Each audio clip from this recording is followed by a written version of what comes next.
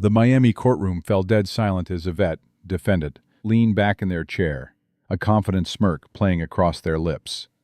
The 28-year-old social media hairstylist thought they had Judge Marilyn Milian exactly where they wanted them. But what Evett, defendant, didn't know was that the judge had received a phone call at 6:47 a.m. that morning that would completely destroy their entire defense strategy. The packed courtroom buzzed with tension as Evett, defendant, whispered smugly to their high-priced attorney, "This is going to be easier than I thought." The media had dubbed this the trial of the century, with cameras from CNN, Fox News, and Court TV all capturing every moment. Evett, defendant, had spent weeks preparing for this moment, confident that their wealth, connections, and legal team would get them out of the botched, asymmetrical bob weave installation causing scalp injuries from needles, burns from a hot comb, uneven cutting that ruined the plaintiff's birthday celebration, leading to a lawsuit for $1,084.84 in damages, including hair extensions, installation fees, and emotional distress charges. What happened next would shock the entire nation and turn Evett, defendant's moment of triumph into their worst nightmare. Because Judge Marilyn Milian wasn't just any judge. She was about to deliver the most savage judicial takedown ever caught on live television, using evidence so damning that Evett, defendant, would be left speechless and trending on every social media platform within minutes. Before we dive into this incredible story of justice served cold, make sure to hit that like button and subscribe, because this confrontation gets absolutely insane. The moment when Judge Marilyn Milian reveals what she knows will leave you speechless. To understand why this moment was so explosive, you need to know exactly who these two people are and why their confrontation was inevitable. Judge Marilyn Milian, at 64 years old, represents everything that criminals fear most in the American justice system. Her reputation was built on one simple principle: the law applies to everyone, regardless of wealth, status, or connections.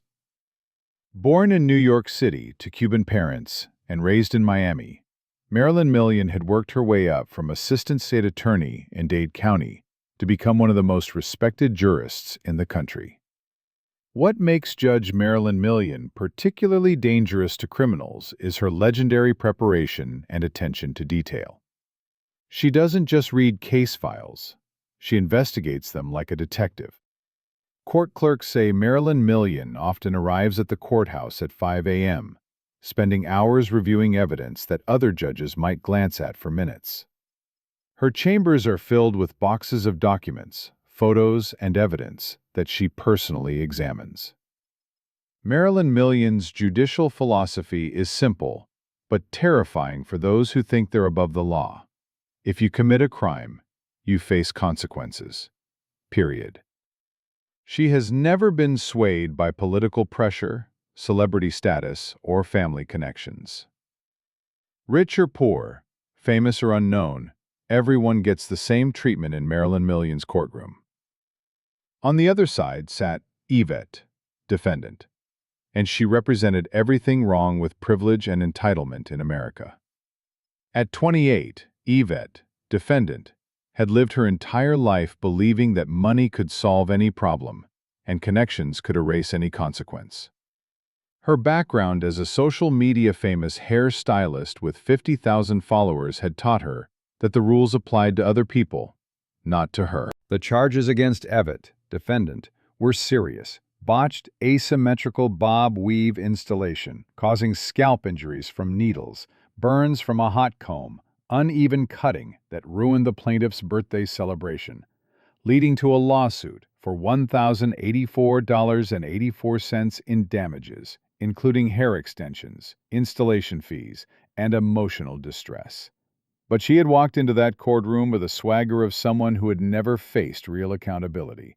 Her legal team, costing $2,000 per hour, had assured her that this was just a formality. Pay some fines, do some community service, and she would be back to her privileged life within months. What Evett, defendant, didn't understand was that she was about to face a judge who had been quietly building a case against her for weeks. Every arrogant statement Evett, defendant, had made to the media, every dismissive comment about the victims, every attempt to use influence to make the charges disappear, Judge Marilyn Milian had been watching, taking notes, and preparing for this exact moment. The hearing started exactly as Evett, defendant, expected. Her attorney presented the standard motions, arguing that the charges were overblown and that her client was being unfairly targeted due to her high-profile status. Evett, defendant, sat confidently, occasionally checking her phone and smirking at the packed gallery of reporters. "Your Honor," Evett, defendant's attorney began, his voice carrying the polished confidence of someone accustomed to winning through expensive legal maneuvering. Evett, defendant, has been fully cooperative with this investigation. She has voluntarily appeared before this court and is prepared to accept responsibility for any minor infractions that may have occurred. Judge Marilyn Milian looked up from her notes, her expression unreadable. "Minor infractions, Counselor." "Yes, Your Honor. What we're dealing with here is essentially a simple hairstyling disagreement. Nothing that warrants the media circus or the severity of charges being pursued." Evett, defendant, nodded approvingly, her confidence growing with each word. This was going exactly as planned. Pay some money, express some regret, and walk away with a slap on the wrist. Judge Marilyn Milian leaned back in her chair, studying Evett, defendant, carefully. "Ms. Evett, defendant, your attorney characterizes your actions as minor infractions. Do you agree with that assessment?" Evett, defendant, stood up, straightening her expensive suit. "Absolutely, Your Honor. I think there's been a significant overreaction to what was essentially a client who changed her mind after leaving the salon. I'm here today to put this behind us and move forward." The arrogance was unmistakable. Evett, defendant, was treating a serious criminal proceeding like a minor business inconvenience. But Judge Marilyn Milian had heard enough entitled defendants over the years to recognize the pattern. "Move forward," Judge Marilyn Milian repeated slowly. Interesting choice of words. "Tell me, Ms. Evett, defendant, in your desire to move forward, have you given much thought to the physical pain and humiliation your client suffered on her birthday weekend?" Evett, defendant, waved dismissively. "Your Honor, I understand there may have been some unintended consequences, but I think we need to keep this in perspective. It was just a haircut. She said it was fine when she left." That's when Judge Marilyn Milian's expression changed. The neutral judicial mask slipped for just a moment, revealing something colder underneath. "Perspective," she said quietly. "Let me help you with some perspective, Ms. Evett, defendant." The courtroom tension thickened as the judge began to delve into the details. "All right. Do you have pictures of—" "Yeah, I actually do. And it was exactly my birthday. But I've never posted them, so I haven't." "Would that be it?" "I have. Yeah, this is Bob Short. And I also have a picture of how it correlates with the other side, if you want to see that. On my phone?" "You have it up?" "Yes, ma'am. I have it up. You can see on my birthday picture how, it wasn't supposed to be cut that short." "Okay. And so that's shorter then?" "Then what it would— that's a great picture, but that's shorter than you wanted." "Yeah, that's way shorter than what it's supposed to be. So what happens when you tell?" "Yeah, that's a lot shorter." She was like, "Okay, I'm going to take some money off, offer the style."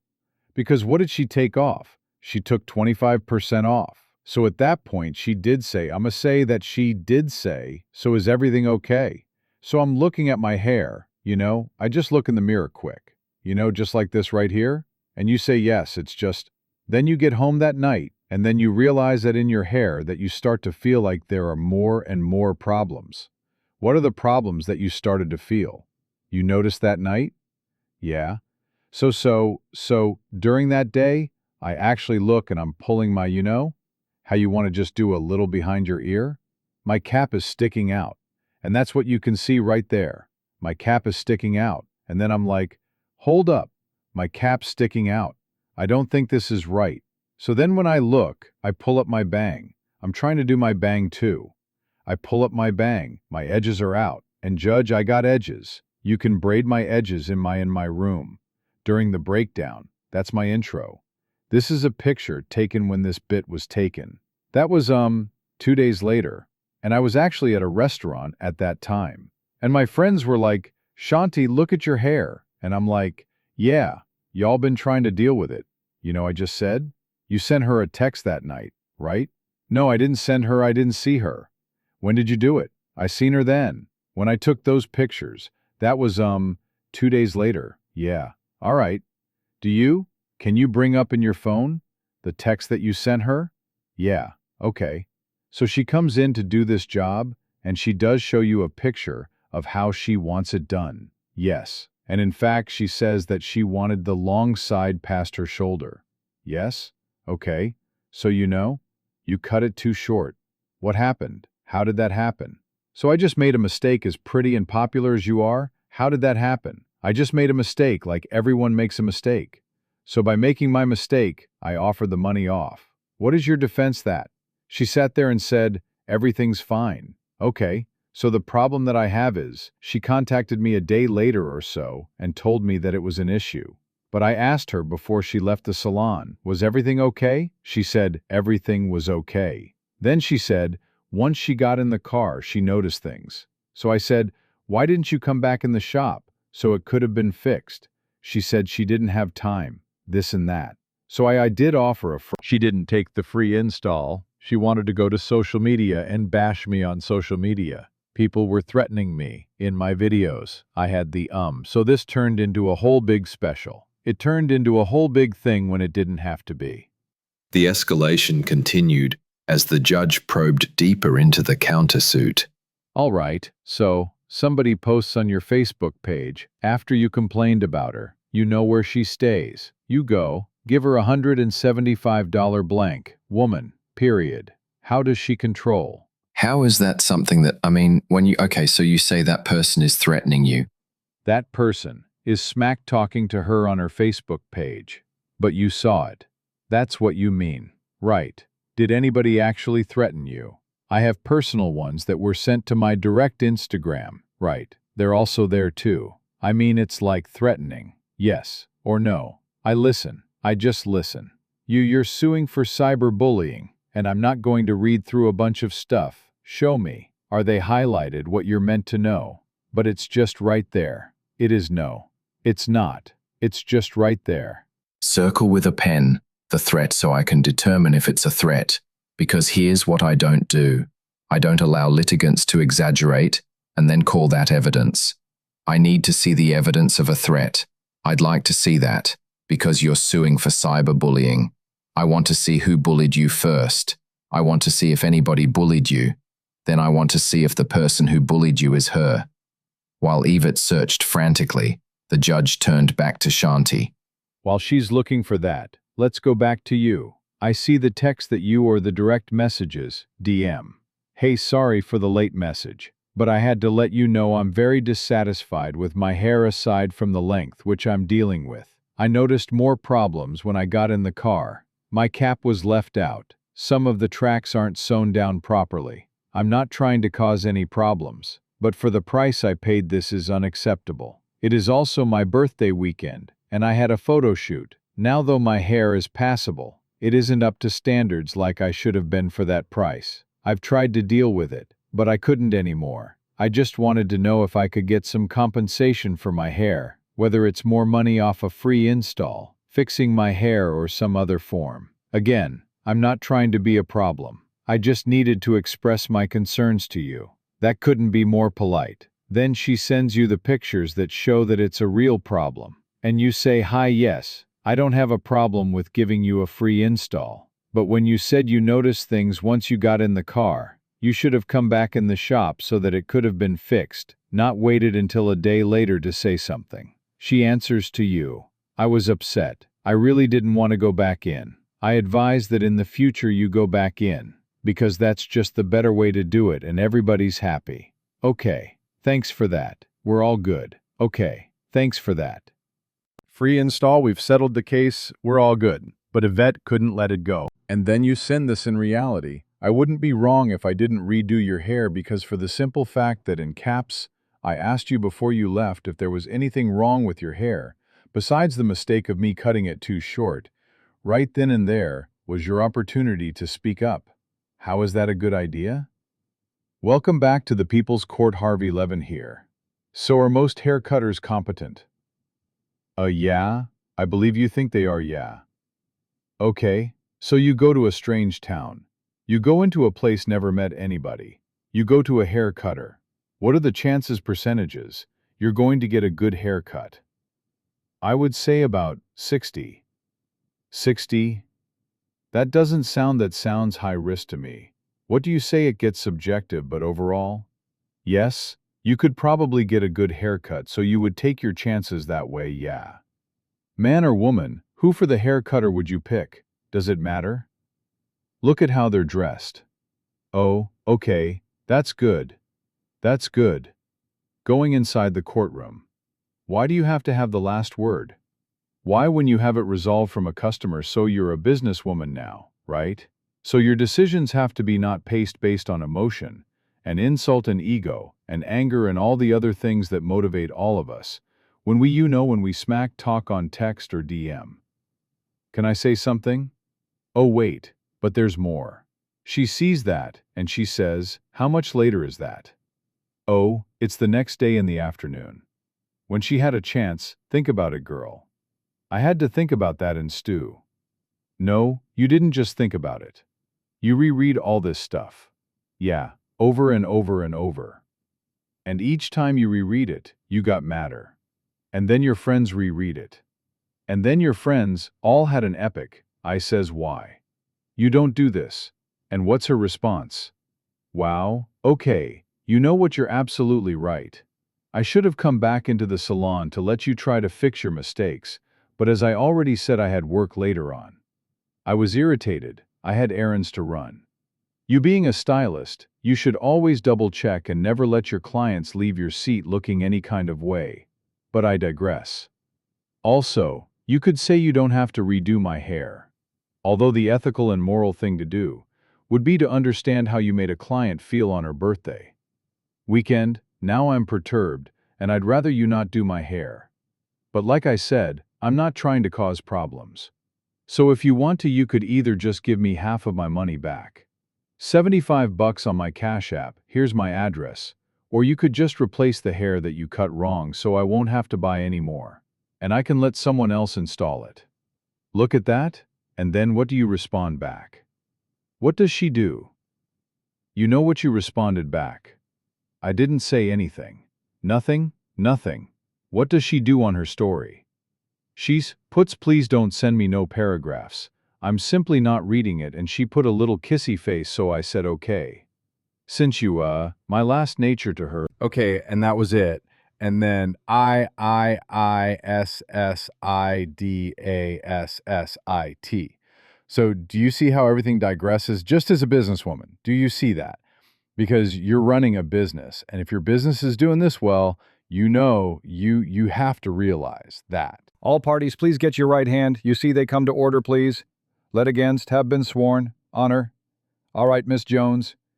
You are suing Evett for 1084.84.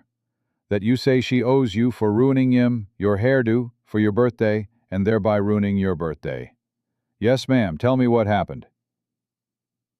Shondi Jones, the plaintiff, stepped forward confidently. So, I heard about the defendant actually through, one of my good friends. She did her hair for a concert, and then okay, I like her, you know.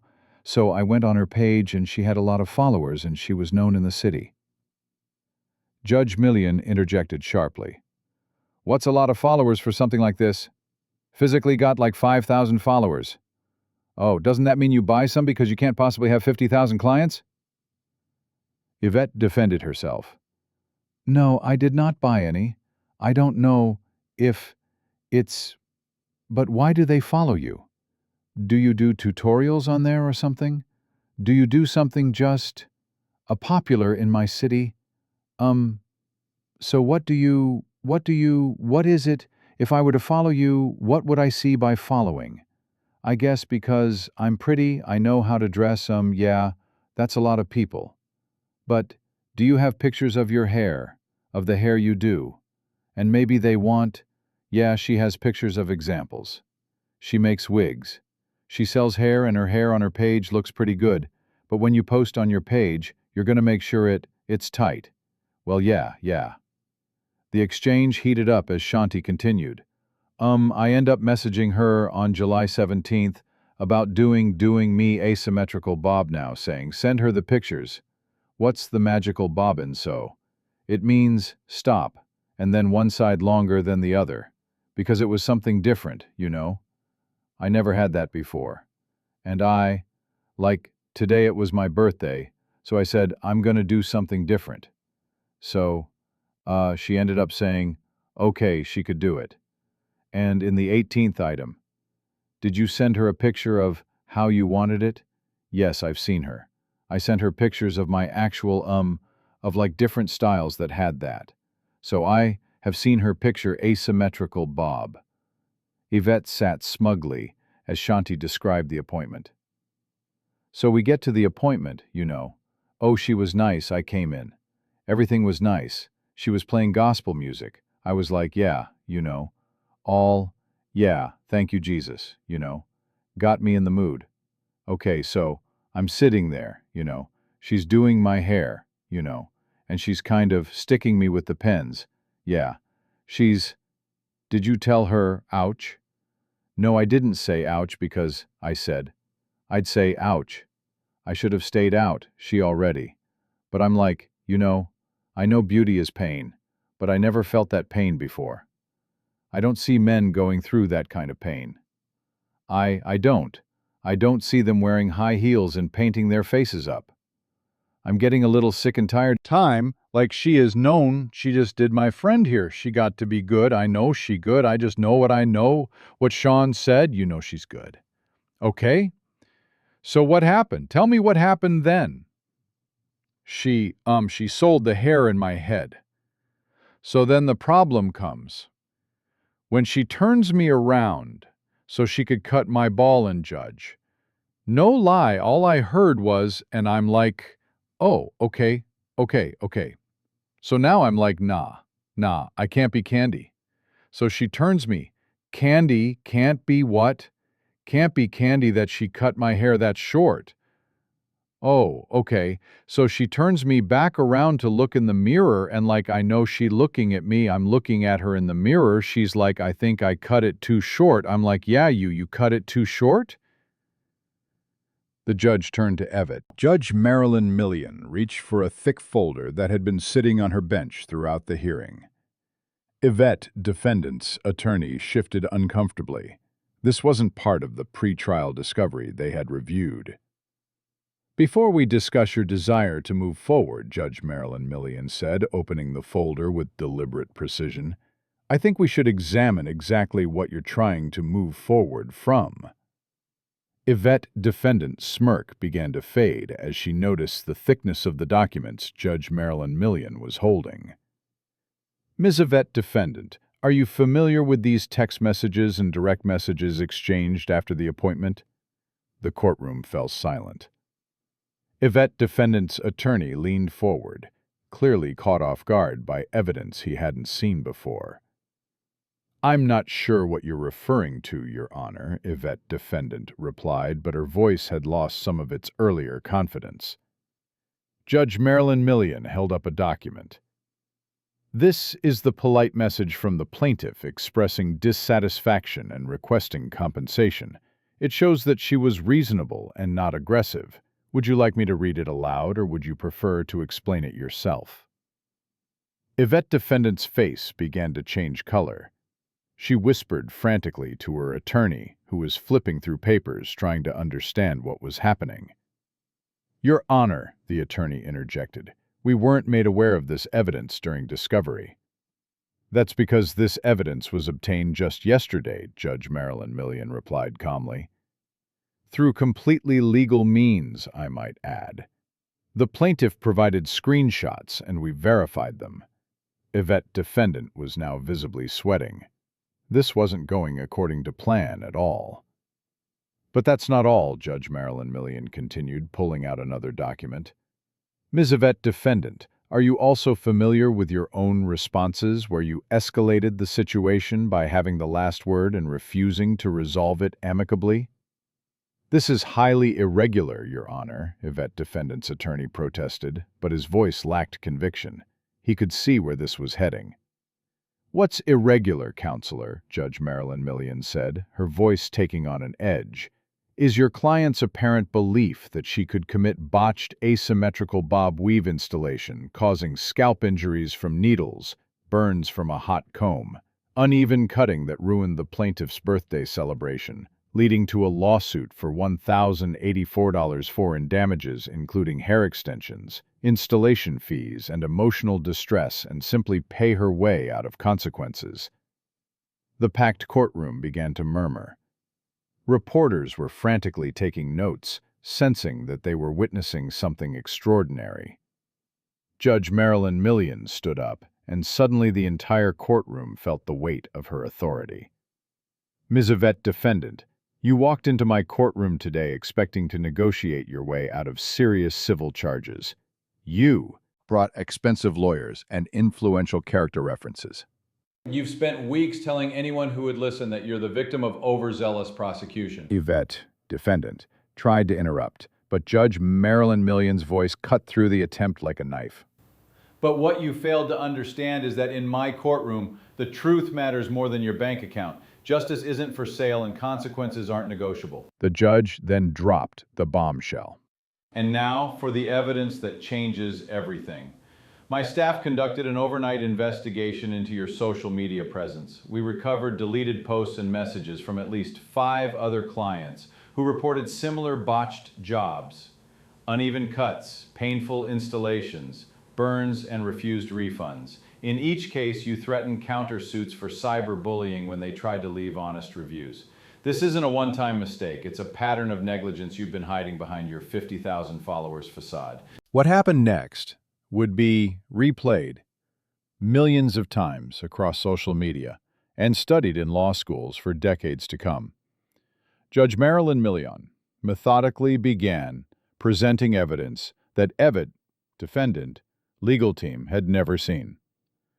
Each piece was more damaging than the last, systematically destroying every element of the defense strategy. The photos provided by the plaintiff show clear negligence. One side cut far too short, cap sticking out, edges not properly sewn, and visible burns and needle marks on the scalp, Judge Marilyn Milian said, holding up photographs that made Evett, defendant, visibly recoil. Furthermore, she continued, pulling out what appeared to be audio transcripts.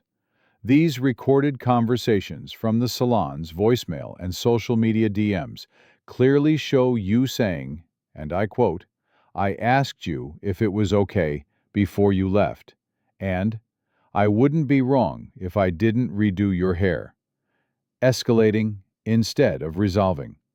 Evett, defendant's mouth fell open. She had no idea these recordings existed. The courtroom erupted in gasps and whispers.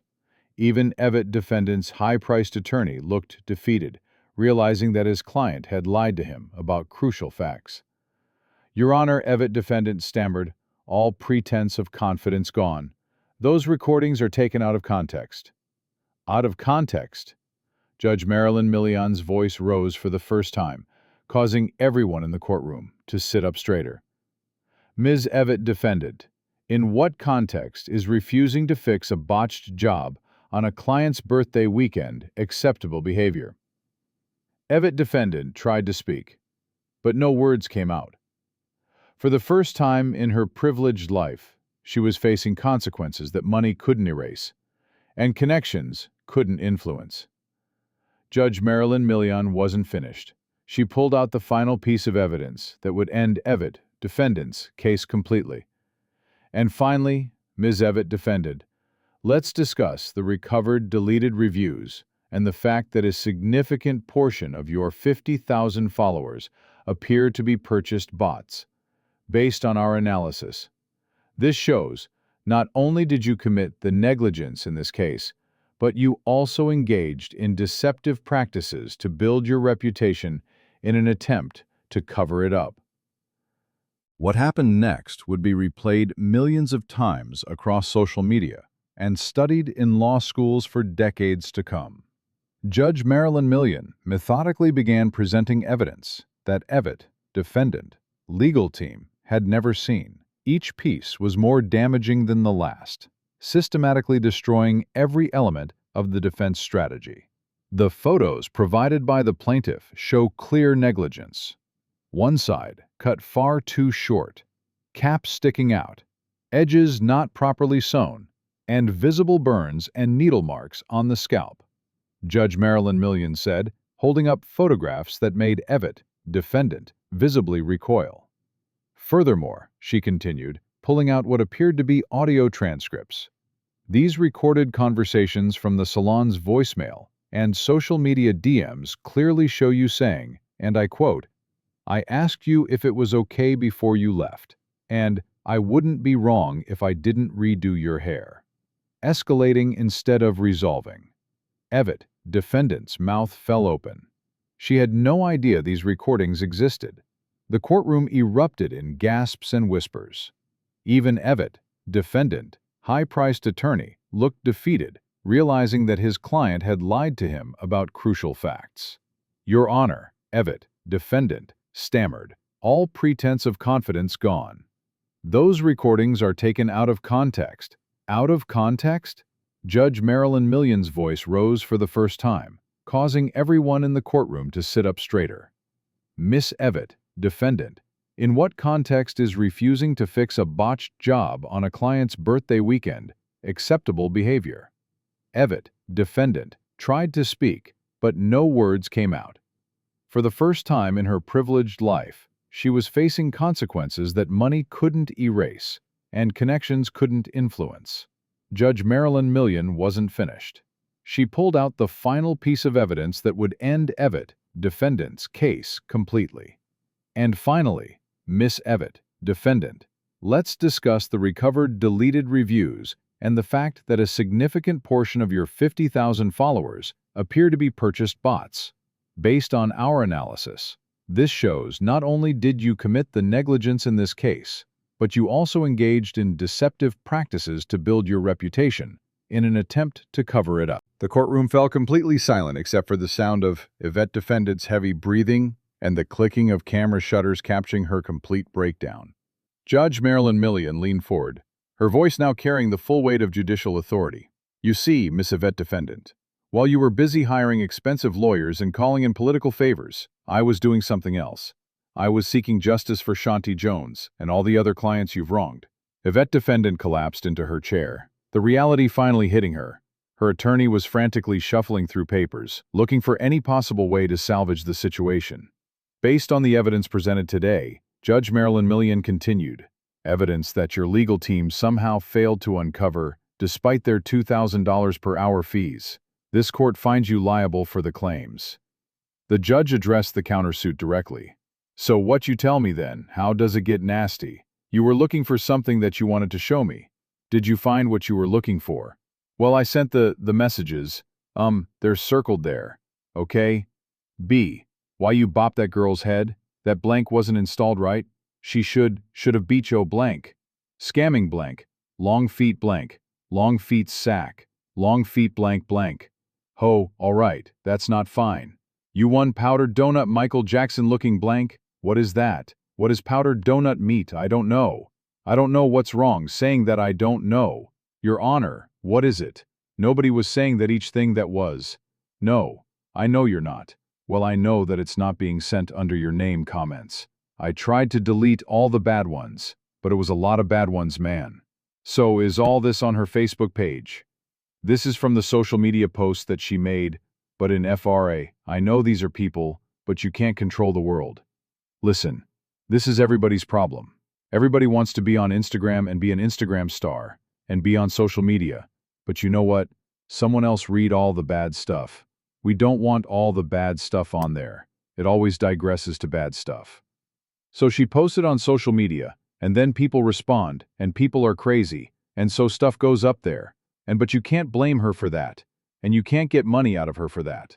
So on your counterclaim against her, 0. What I'd like to talk about is her real claim against you, which involves 2 things. She wants you to recompense her because of the pictures I showed you, the money it'll cost, the money she paid for the install, and the money for the extensions, which would be a total of $271.21. Okay, So the issue that I have with that is because I asked before she left if everything was okay. She said yes, she's writing in there. She should have said. And then I gave her the $25 off as well. And then it shouldn't have been taken to social media because social media can't help you. Why not? That's how you built your business. I have 50,000 followers because I'm so You built your business that way. Why do you not have a thick enough skin and it only went to social media because you didn't treat it right to begin with, because you had to have the last word and you had it, and then everything descended. There's a cost to that. And that is that you live by the sword, you die by the sword. You want all that poppy, you want your whole life out there. Yeah, some other people may not like what you did. No, you got to pay the lady back. I'm ordering you to pay her back the $271.21, the value of the hair extensions, plus the money for the install. That's my verdict. The sentencing that followed was swift and devastating. Judge Marilyn Milian had clearly been planning this moment for weeks, and her words were chosen for maximum impact. Miss Evett, defendant, you are hereby ordered to pay $271.21 in damages to the plaintiff. Additionally, you will dismiss your countersuit immediately. This court also orders you to issue a public apology on your social media platforms and to attend professional training on client service and ethical business practices. As the bailiff approached Evett, defendant, with handcuffs, the once confident defendant looked around the courtroom desperately, as if searching for someone to rescue her. But Judge Marilyn Milian had one final statement that would become the most quoted line of the entire trial. Let this serve as a reminder to anyone who believes their wealth or status places them above the law. In my courtroom, justice is blind to everything except the truth. The explosion on social media was immediate and unprecedented. Within minutes of the sentencing, #EvettDestroyed was trending worldwide. The clip of Evett, defendant, shocked expression when the evidence was revealed became an instant meme template. Twitter exploded with reactions. Judge Marilyn Milian just delivered the most savage takedown in legal history. #Justice served. Watching Evett, defendant, go from arrogant to terrified in real time was incredible. This is what happens when you underestimate a judge who actually does their homework. TikTok users created compilation videos showing Evett, defendant, confident entrance versus her humiliated exit, set to dramatic music. The most popular version, titled How It Started versus How It Ended, gained over 50 million views in 24 hours. Legal experts immediately began analyzing the case. Harvard law professor Sarah Mitchell tweeted, "Judge Marilyn Milian just gave a masterclass in judicial preparation and authority.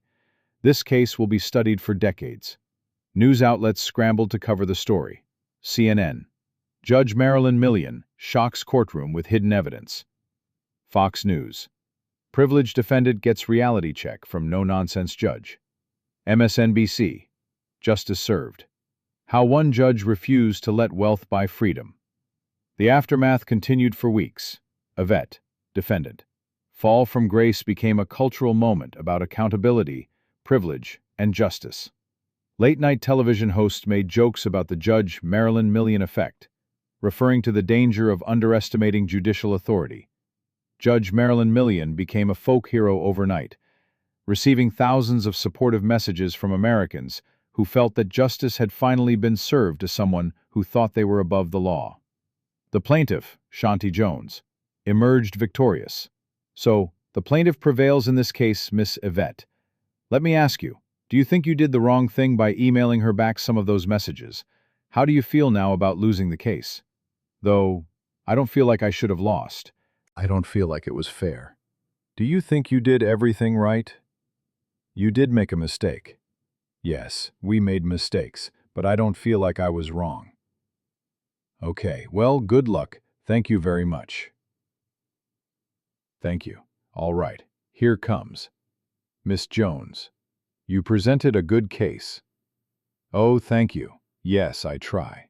How do you feel now? Do you feel like you're the victor? I feel good. I just want people to know that we're in a business. You can't treat your clients any kind. We come and we spend good money. We work hard.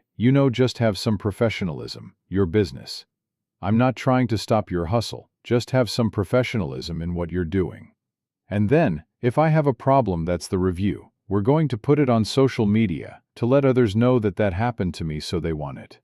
What happened to them? What about the party and everything during the birthday? I mean, yeah, I had a good birthday party, you know. She ain't stopped nothing, you know. My friend did my hair over again.